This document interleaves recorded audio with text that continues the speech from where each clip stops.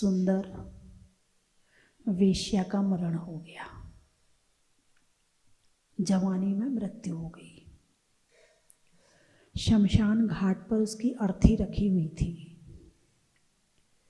उसके शरीर में बहुत सारे गहने पहने थी वो।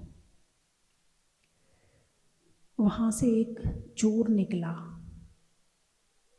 अरे कोई नहीं होता तो मैं इसके सारे गहने चुरा लेता। वहाँ से एक कामी पुरुष निकला। अरे ये मर गई, जिंदा होती तो मैं इसका भोग कर लेता।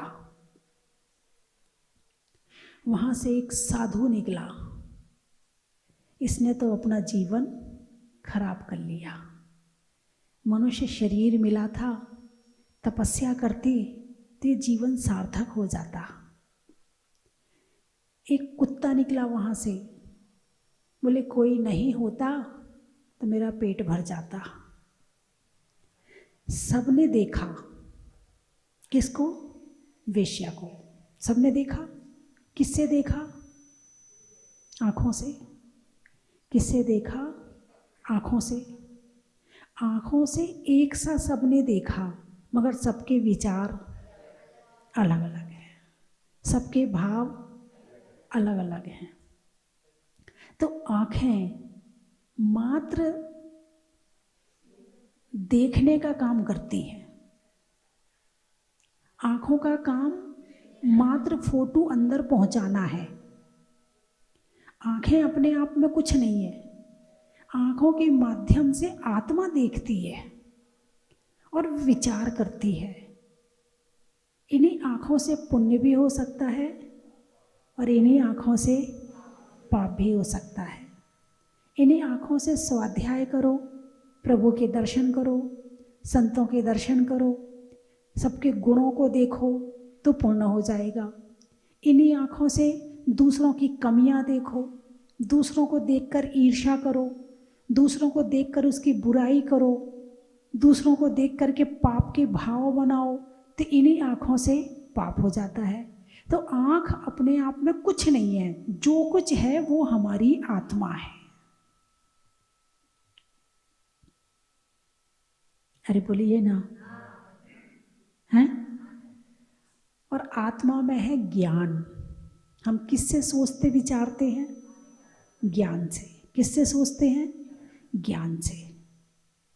तो सारी मेहनत हमें आँखों पर नहीं करनी है, हमें शरीर पर नहीं करनी है, हमें बाहर की वस्तुओं पर नहीं करनी है, हमें सारी की सारी मेहनत ज्ञान पर करनी है। यदि ज्ञान पर मेहनत करेंगे तो जीवन सुधर जाएगा, और बाहर मेहनत करेंगे तो जीवन व्यर्थ हो जाएगा।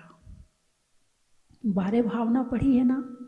कहाँ गए चक्री जिन जीता, भरत खंड सारा, कहाँ गए वे राम और लक्ष्मण, जिन रावण मारा।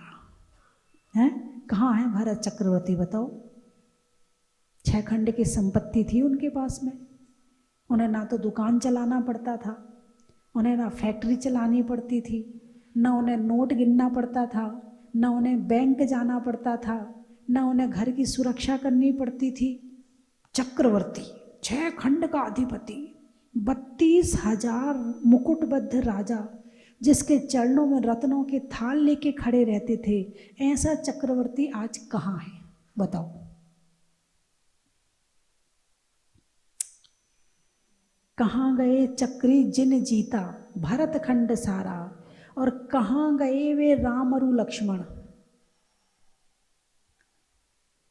क्या एक सीता के लिए रावण से युद्ध किया, है ना?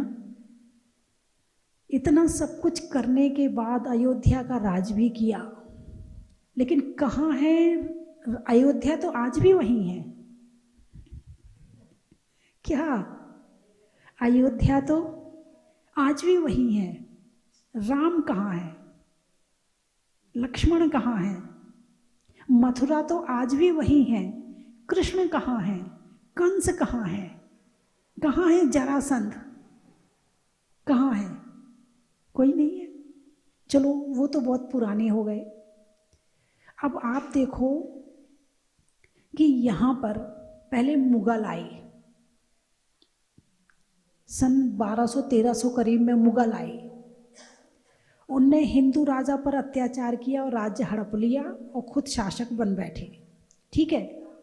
उसके बाद 200 साल पहले अंग्रेज आए, तो उनने मुसलमानों को परास्त करके राज्य ले लिया अपने हाथ में, ठीक है। हिटलर आया, सिकंदर आया, कहाँ है सब? कहाँ है वो जो राजा बने बैठे थे गद्दियों पर, मेरा राज्य। मैं कल विचार कर रही थी, मान लो दिल्ली देखो तो दिल्ली के भी 4-5 गेट हैं। जहाजपुर देखो, जहाजपुर में भी 4-5 गेट हैं। बूंदी देखो, बूंदी में भी 4-5 गेट हैं। कोटा देखो तो कोटा में भी 4-5 गेट, उसके अंदर शहर होता था। आज तो आप बहुत फ्री घूम रहे हो, बहुत स्वतंत्र घूम रहे हो। पहले तो शाम के समय चारों तरफ के दरवाजे बंद हो जाते थे और उसके अंदर रहते थे। उसके बाद भी एक राजा दूसरे राजा पे चढ़ाई करता था, वो उसका राज्य हड़प लेता था। आप इतिहास पढ़ो, इतिहास में क्या लिखा है? पानीपत की लड़ाई, हल्दी घाटी की लड़ाई, दिल्ली की लड़ाई, यहाँ की लड़ाई। लड़ाई के अलावा इतिहास में कुछ लिखा है क्या? लेकिन जिनने लड़ाई करी वो आज कहाँ हैं?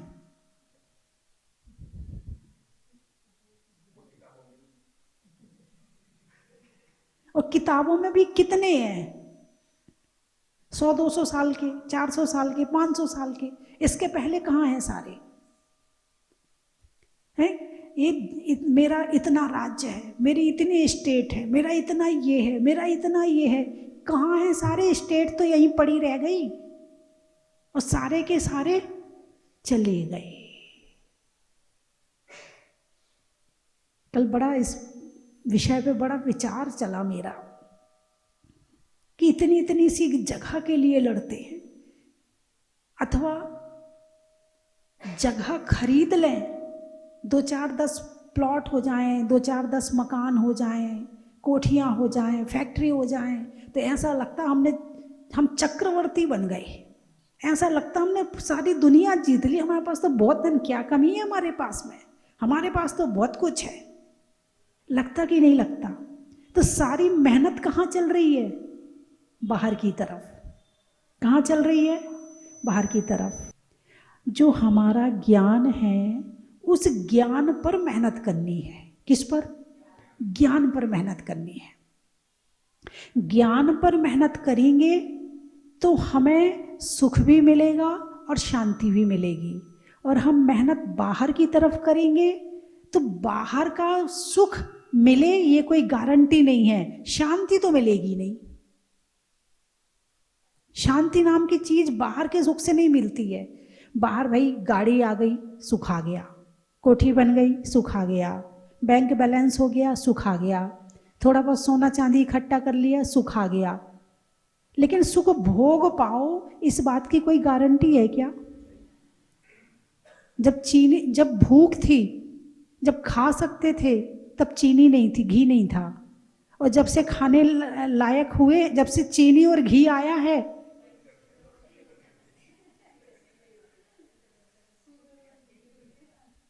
हैं? तो बाहर की वस्तुओं का इकट्ठा करना अलग बात है और बाहर की वस्तुओं का शरीर से भोग करना अलग बात है।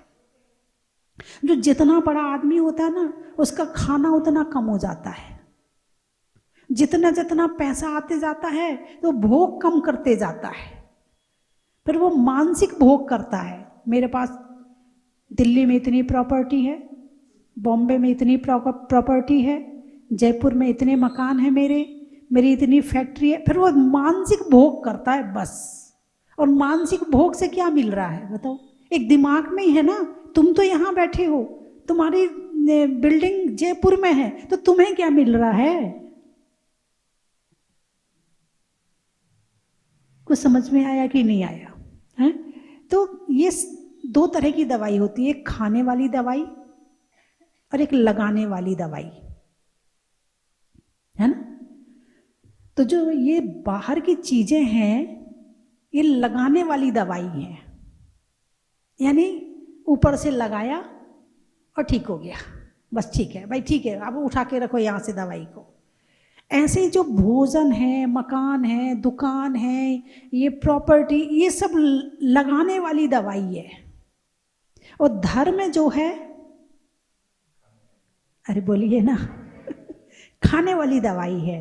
हो क्या रहा है, धर्म तो हो गई लगाने वाली दवाई। ऊपर से दिखाते हैं कि देखो हम मंदिर हो आए, हमने ये कर लिया, हमने ये कर लिया, हमने ये कर लिया। जितना दिखता है उतना धर्म हो रहा है। एक होता दिखने वाला धर्म, पूजा कर रहे हैं दिख रहा है, माला फेर रहे हैं दिख रहा, फेर रहे कि नहीं फेर रहे कोई जरूरी नहीं है, पूजा चल रही कि नहीं चल रही है कोई जरूरी नहीं है। पीली साड़ी पहने हैं, अष्टद्रव्य की थाली सामने रखी है, जिनवाणी हाथ में है, आंखें यहाँ वहाँ चल रही हैं और अपनी पूजा भी चल रही है, दिख रही है कि पूजा हो रही है। लगाने वाली दवाई और खाने वाली दवाई। तो जो जो चीजों से दिखता है धर्म वो तो चल रहा है। दान दिखता है कि हाँ भाई इन्हें दान दिया है, दिख रहा है, तो दिखने वाला जितना धर्म है वो तो अभी चल रहा है। लेकिन जो ध्यान वाला धर्म है वो नहीं है, और जबकि असली धर्म वही है। और ये सारे धर्म करने का मतलब ये है कि अंदर जाना, और जो अंदर नहीं जा पाया तो समझना अभी धर्म पूरा नहीं हुआ है। मंदिर जाना धर्म है, पूजा करना धर्म है, माला फेरना धर्म है, सेवा करना धर्म है। धर्म है, लेकिन कब है, जब वो अंदर आत्मा से करी जाए। तो जैसे बाहर वाली दवाई को लगाने के बाद दर्द ठीक हो जाता है, अरे बोलिए ना, सिर में दर्द हुआ बाम लगाई, पैर में दर्द हुआ बाम लगाई, अथवा कोई भी दर्द के तेल लगाया, अथवा कोई भी दवाई लगाई, ठीक हो गया। अब आपने पूजा करी, भक्ति करी, सेवा करी है, दर्शन किए, आपको सुख मिला कि नहीं मिला?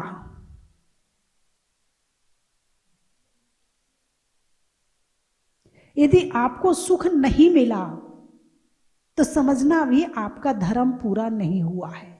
आपको अंदर से फीलिंग नहीं आई सुख की कि हाँ मैंने कुछ किया है, तब तक वो धर्म पूरा होने वाला नहीं है। पूजा करने के बाद मन में परिवर्तन आना चाहिए, थोड़ी देर के लिए विकल्प शांत होने चाहिए, थोड़ी देर के लिए दिमाग में परमात्मा के बात आनी चाहिए, उनके गुणों का वर्णन होना चाहिए, तो आपने पूजा करी है। माला फेरने में, माला फेरते कि नहीं फेरते? बोलिए ना, माला फेरते हो। माला क्यों फेरते हैं? हैं? भगवान के ध्यान के लिए। हुआ? अरे बोलिए ना, हुआ क्या?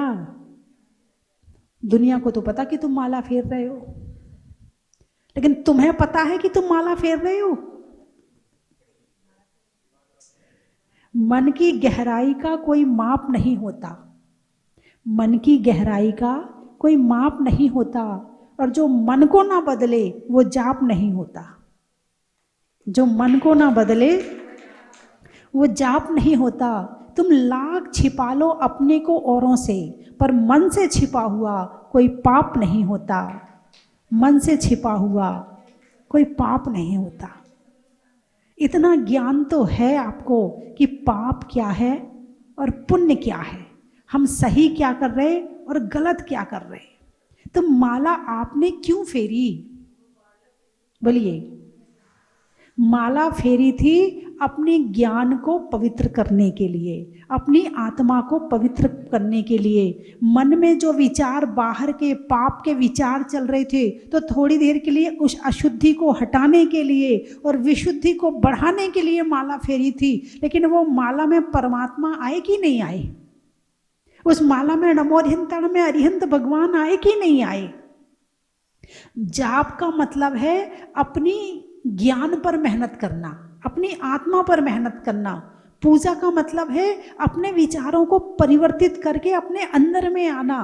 लेकिन पूजा भी चलती रहती है और बातें भी चलती रहती हैं।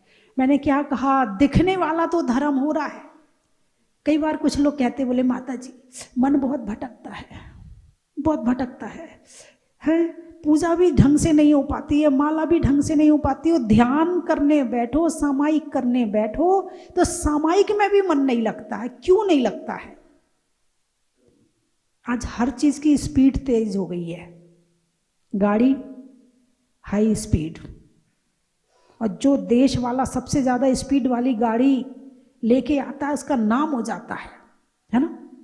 जाना कहाँ उस गाड़ी में बैठ के, स्पीड तो तेज कर ली, मंजिल तय करी कि नहीं करी, और जहां जाना वहां जाके करोगे क्या?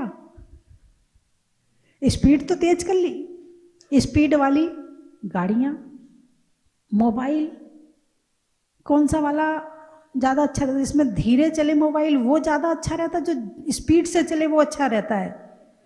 हैं? फास्ट चलता है, हाँ, तो वो भी तेज। अब इन सबको तेज करने से हुआ क्या? दिमाग तेज हो गया। शरीर को तो जड़ कर दिया, जड़ तो है ही वो, उसको से तो मेहनत करवानी बंद कर दी। सारी मेहनत कौन कर रहा है? दिमाग। अब दिमाग इतना तेज हो गया, इतना तेज हो गया, इतना तेज हो गया कि वो गाड़ी से भी ज़्यादा तेज चलने लगा, मोबाइल से भी ज़्यादा तेज चलने लगा। क्योंकि मोबाइल बनाने वाला कौन? दिमाग। गाड़ी बनाने वाला कौन? दिमाग। भाई जब वो तेज होगा तभी तो उसने तेज चीज बनाई है। तो जिसका तेज था उसने बना दिया, अब जिसका तेज नहीं है वो इसको देख के कर ले तेज है। अब दिमाग इतना तेज हो गया, जैसे भूख बहुत तेज हो जाए और उसके अनुसार उसको भोजन ना मिले तो क्या होगा? बीमार हो जाएगा। होगा कि नहीं होगा? एक दिन ना मिले, 2 दिन ना मिले, 3 दिन ना मिले, 1 साल ना मिले, 2 साल ना मिले, 10 साल ना मिले, 20 साल ना मिले, 50 साल ना मिले तो बीमार होगा नहीं होगा? कमजोर होगा नहीं होगा? बस यही स्थिति हमारे दिमाग के साथ हो रही। हमारे दिमाग का भोजन है, हमारे आत्मा का भोजन है ज्ञान। ज्ञान हमें स्थिरता देता है, ज्ञान हमें शांति देता है, ज्ञान हमें सुख देता है, ज्ञान हमें संतोष देता है, ज्ञान हमें बुराइयों से दूर करता है। लेकिन हम ज्ञान से दूर हैं। हम उससे पास हैं जहां से पाप होता है, और हम उससे दूर हैं जहां से पुण्य होता है, जहां से ध्यान होता है, जहां से वास्तव में दुनिया समझ में आती है, संसार समझ में आता है, द्रव्य गुण और पर्याय समझ में आती है। तो ज्ञान तो है लेकिन ज्ञान का भोजन नहीं है आपके पास में। और जब तक ये ज्ञान का भोजन आपको नहीं मिलेगा तब तक आप अनंत काल तक इस पृथ्वी पर हर बार जन्म लेना, इकट्ठा करना, फिर चले जाना, फिर जन्म लेना, फिर इकट्ठा करना, फिर चले जाना, बस यही करते रहोगे। दूसरा काम है ही नहीं आपके पास में। और आप अकेले थोड़ी कर रहे, ये काम चींटी भी कर रही है। बोलिए हाँ या ना? जिनकी अनाज की दुकान हो या जिनकी परचूनी की किराना की दुकान हो, उनसे पूछो, वहाँ जो चींटियों के बिल बने होते हैं, चींटी का पेट कितना बड़ा, चींटी कितनी बड़ी है, इतनी सी, उसका पेट कितना बड़ा, वो भी और छोटा। तो एक चावल के कण में, पूरा चावल नहीं चाहिए खाने के लिए, एक चावल के कण में उसका पेट भर जाएगा।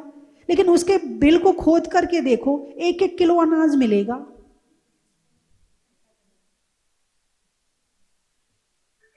चूहों को देखो,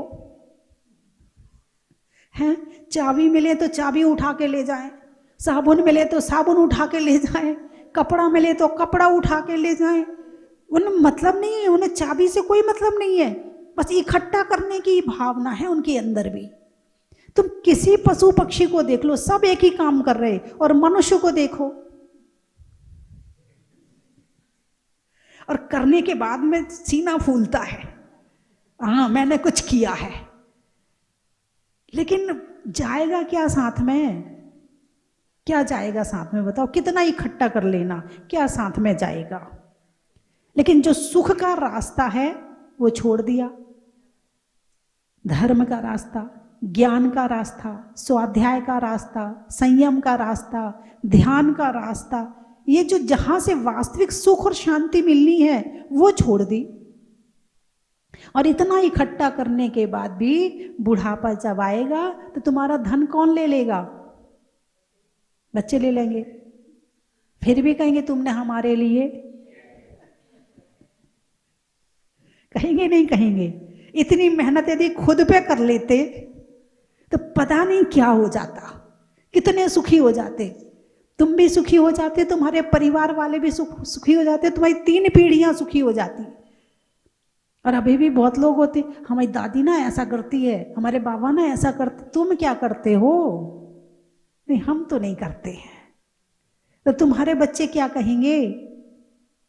अरे बोलिए ना, ना खाने पर संयम, ना बोलने पर संयम, ना सोचने पर संयम, ना सेवा के भाव, ना भक्ति के भाव, ना त्याग के भाव, ना दान के भाव, ना। नहीं, जहाजपुर वालों की बात नहीं कर रही, ये तो कहीं और वालों की है, हिंडोली वालों की भी नहीं है।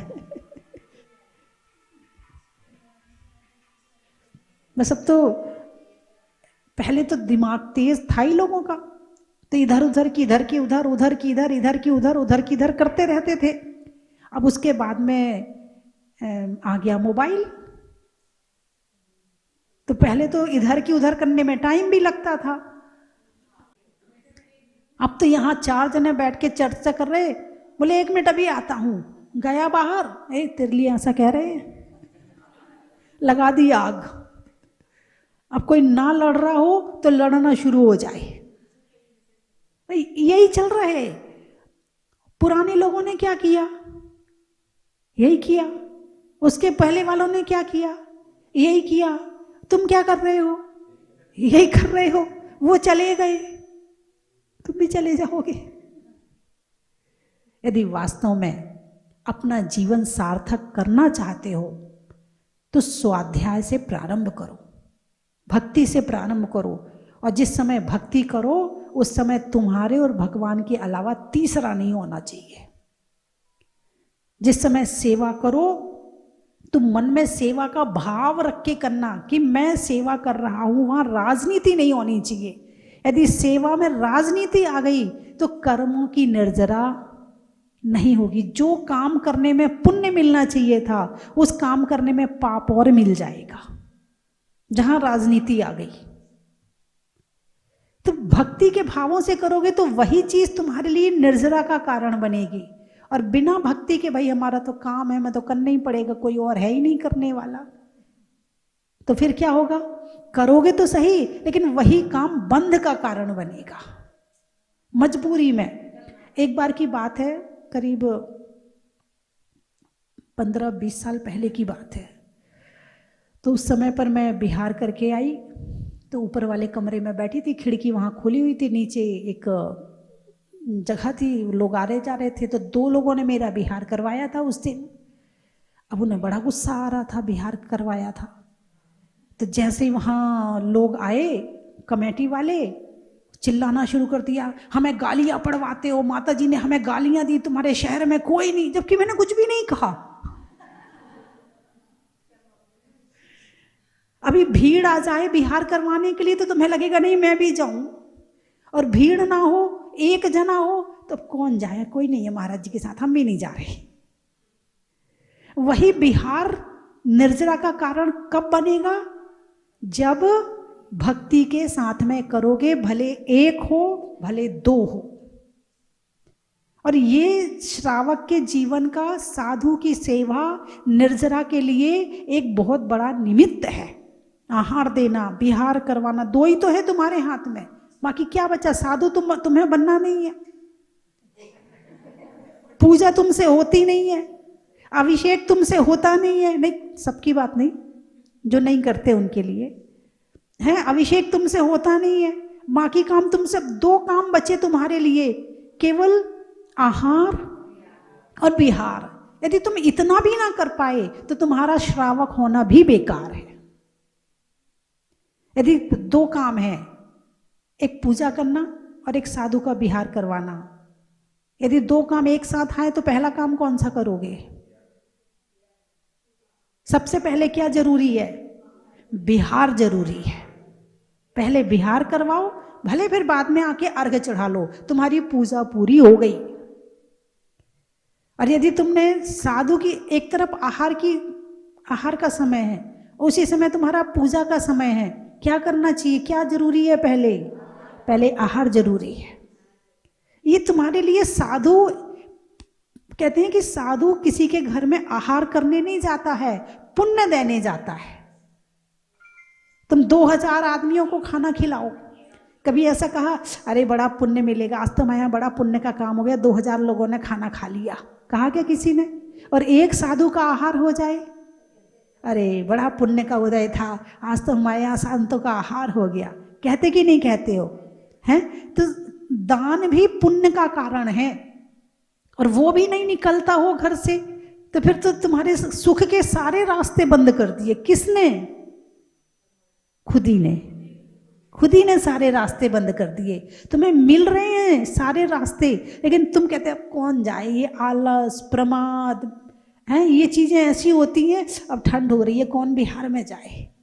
अरे चल के देखो आप, और जो बिहार करवाता है उसका शरीर वैसे ही स्वस्थ हो जाता है, घुटनों का दर्द भी ठीक हो जाता है। लेकिन घर में बैठे बैठे सब बीमार हो रहे हैं, बस कोई काम ना करना पड़े, बस काम ना करना पड़े, सारी मशीनें ले आओ।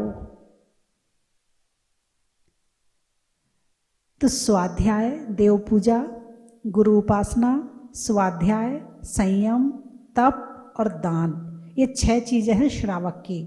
जब तक ये 6 चीजें आपकी पूरी ना हो जाए, तब तक श्रावक को भोजन ग्रहण नहीं करना चाहिए। चाहे ठंड हो, चाहे गर्मी हो, चाहे बरसात हो, ये 6 चीजें तो अति आवश्यक हैं। किसके लिए? कब तक जरूरी हैं? जब तक साधु ना बन जाओ।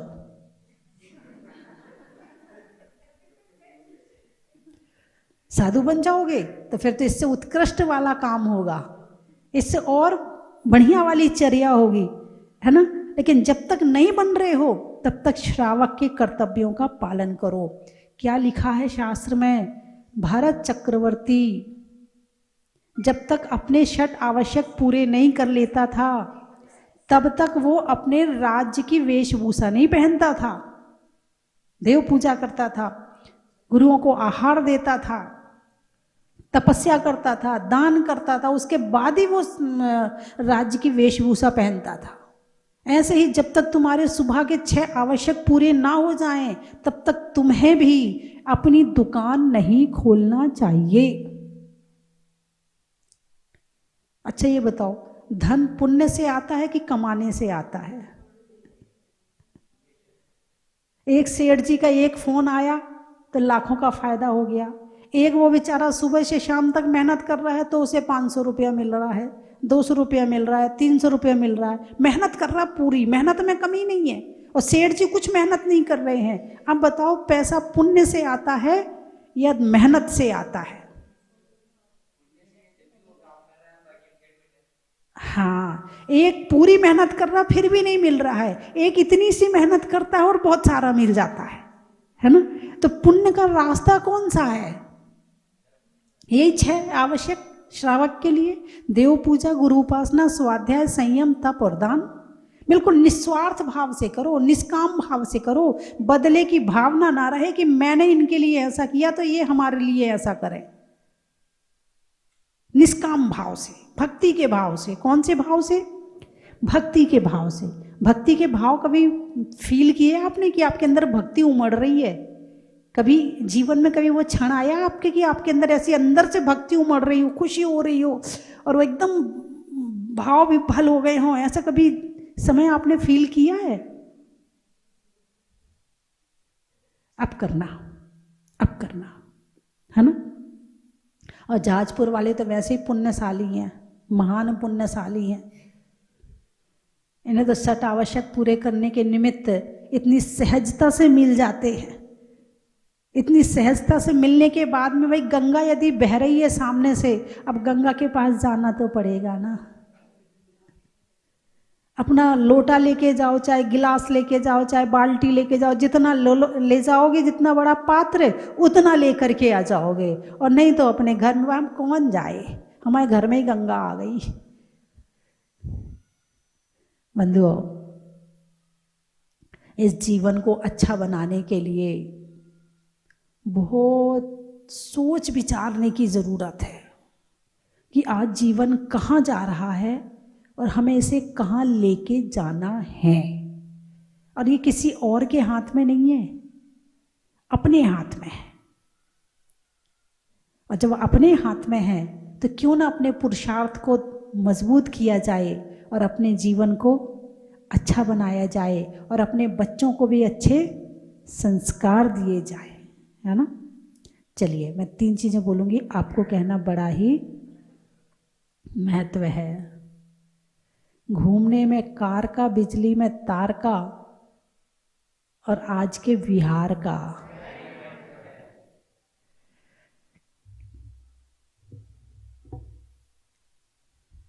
कोयल की बोली का, शिखर जी में डोली का, और आने वालों में हिंडोली का। आप लोग शब्द बोलो, मैं महत्व बता दूंगी। जहाजपुर का, और वो ही याद आया बस। दाल में मसूर का, होने में मशहूर का, और आने वालों में जहाजपुर का। चंद्रमा में गुरुत्वाकर्षण का, भौतिकता में आकर्षण का, और भगवान के प्रतिदिन दर्शन का। सलाइयों में सूजा का, मिठाइयों में गूजा का, और भगवान की पूजा का। गुरु का, काम करने में शुरू का, अच्छे काम में शुरू का। मिट्टी में गेरू का, और आपके यहाँ आने वाले गुरु का। आज कल सुप्रभ सागर जी और वैराग्य सागर जी महाराज जी आ चुके हैं। आज मुनि श्री विनम्र सागर जी महाराज शाम को पहुंचने वाले हैं। हम भी यहाँ से पहुंचेंगे, वो भी यहाँ से पहुंचेंगे। चलिए और बताइए। आत्मा में एक का, काम करने में नेक का, और करने में प्रतिदिन अभिषेक का। शरण का, गणित में करण का, भगवान के समव शरण का, और रोज प्रतिदिन जाने में प्रभु की शरण का। अच्छा और बताइए। चौके का, मिलने में मौका का, नदी में नौका का, और लगाने में चौका का। और बताइए। आपके पास तो शब्द भी नहीं है। धर्म के शब्द समाप्त हो गए क्या? भक्ति, छोड़ने में आसक्ति का, करने में अभिव्यक्ति का, और भगवान की भक्ति का।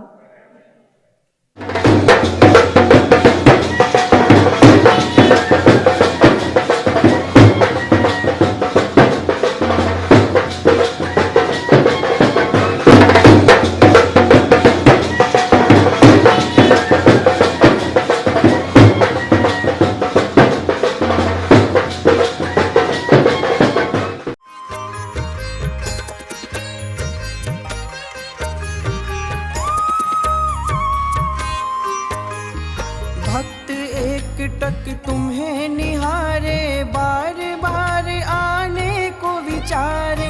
वर्षा कंचन की थाल को सजाओ रे आज, रत्नों की थाल को भर लाओ रे आज। आओ आओ करे रे गुणगान आरती भगवन की। आओ आओ करे गुणगान आरती भगवन की। आओ आओ करे रे गुणगान आरती भगवन की।